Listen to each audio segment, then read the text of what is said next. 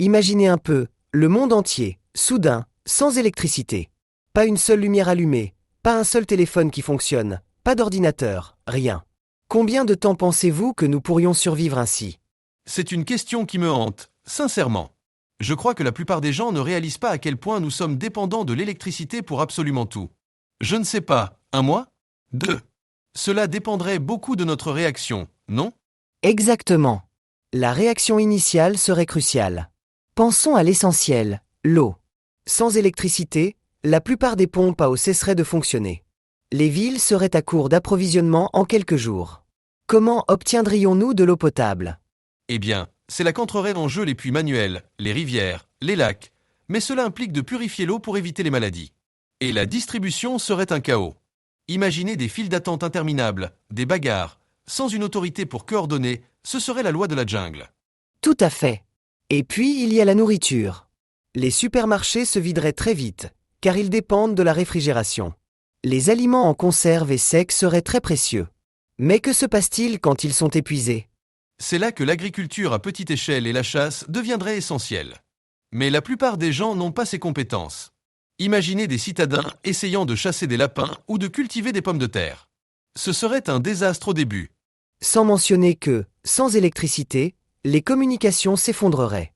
Plus d'Internet, plus de téléphones portables, plus de radios. Nous serions complètement isolés, sans savoir ce qui se passe dans d'autres parties du monde. Ce serait terrible. La désinformation se propagerait comme un incendie. Les rumeurs, la peur, et les gens commenceraient à prendre des décisions irrationnelles basées sur de fausses informations. Le contrôle social se perdrait rapidement. Absolument. Et pensons aux hôpitaux. Sans électricité, les équipements médicaux cesseraient de fonctionner. Les chirurgies, les soins intensifs, tout s'arrêterait. Les conséquences seraient dévastatrices pour les malades et les blessés. Sans parler des personnes qui dépendent de machines pour vivre, comme celles qui ont besoin de dialyse ou de respirateurs. Leur espérance de vie se réduirait drastiquement. C'est une situation effrayante.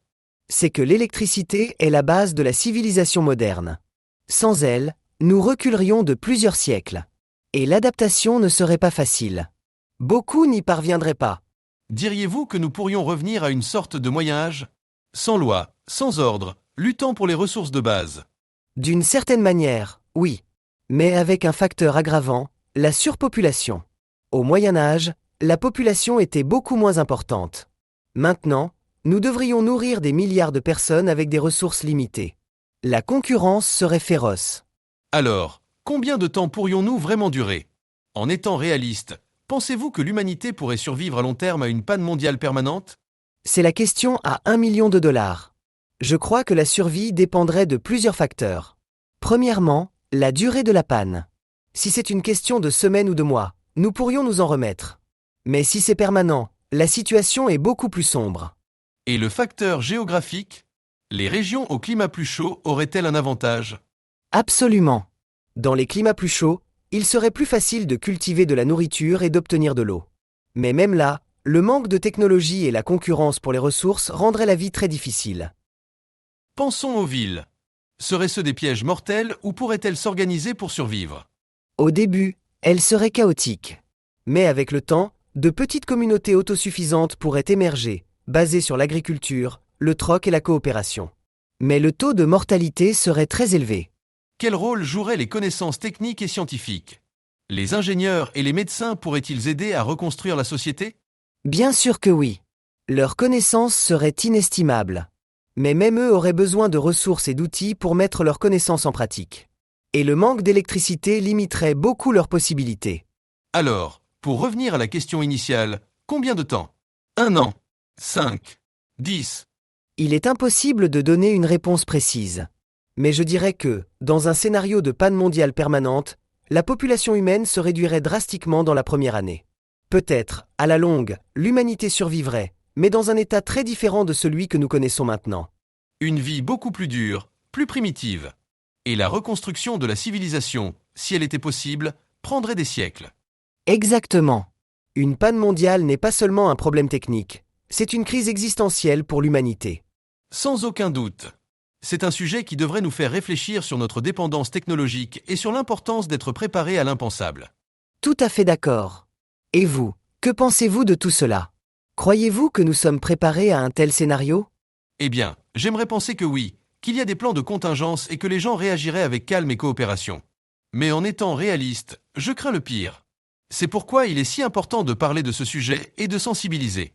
Absolument. L'information est le meilleur outil que nous ayons pour faire face à toute crise. Et la préparation, bien sûr. Apprendre des compétences de base de survie, stocker de la nourriture et de l'eau, et avoir un plan d'action peuvent faire la différence entre la vie et la mort dans une telle situation. Sans aucun doute. Chaque petit pas compte. Bon, après cette conversation si apocalyptique, je crois que nous avons besoin d'un peu d'espoir. Que diriez-vous d'inviter nos explorateurs à partager leurs idées sur la façon dont ils survivraient à une panne mondiale? Ça me paraît génial. Explorateurs, que feriez-vous? Laissez vos commentaires ci-dessous. Et si vous avez aimé cette vidéo et que vous voulez que nous continuions à explorer des sujets comme celui-ci, donnez un j'aime. Et n'oubliez pas de vous abonner à la chaîne pour ne manquer aucune de nos vidéos. Nous vous attendons.